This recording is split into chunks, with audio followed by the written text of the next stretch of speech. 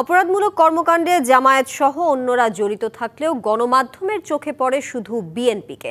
দেশে কোনো রকম অস্থিতিশীল পরিস্থিতি সৃষ্টি করলে তা শক্ত হাতে মোকাবেলা করা হবে। একটি নির্বাচিত সরকারের অপেক্ষায় আছে দেশি বিদেশি বিনিয়োগকারীরা। রাজধানীতে আলাদা অনুষ্ঠানে এসব কথা বলেন বিএনপি নেতারা। জাতীয় প্রেস ক্লাবে বাংলাদেশি জাতীয়তাবাদের তাত্ত্বিক বিশ্লেষণ, নাগরিক ও জাতিবাদী জাতীয়তাবাদের সংকট শীর্ষক বইয়ের উপর আলোচনা সভা।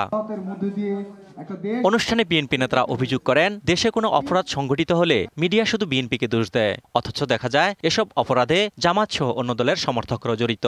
আপনি ভালো সেটা খোঁজ করতে গিয়ে দেখা যাচ্ছে যে না, বালু মহলের সাথে বিএনপির লোক জড়িত যদি থাকে, জামাতের লোকও জড়িত আছে। কিন্তু সোশ্যাল মিডিয়ায় বিএনপি করছে কিন্তু বিএনপি তার বিরুদ্ধে কি ব্যবস্থা নিচ্ছে ওটা তো ফলো করে আপনারা বলছেন না। বক্তারা বলেন, জুলাই অভ্যুত্থান সফল হওয়ার পেছনে জাতীয়তাবাদই ছিল মূল মন্ত্র।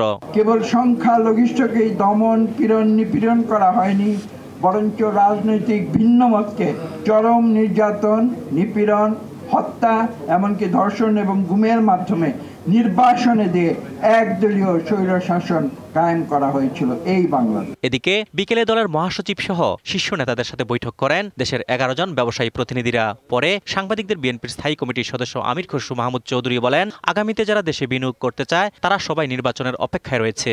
নির্বাচন না হওয়া পর্যন্ত এবং নির্বাচনের পরবর্তী সময়ে তাদের যে বিনিয়োগের বিষয়টা বাংলাদেশের ব্যবসায়ী এবং বিদেশিরা সকলে অপেক্ষা করছে। একটা নির্বাচনের পরে তারা সিদ্ধান্ত নিয়ে বাংলাদেশে বিনিয়োগ করতে অনেকের উৎসাহ আছে। অজিত সরকার, ডিবিসি নিউজ, ঢাকা।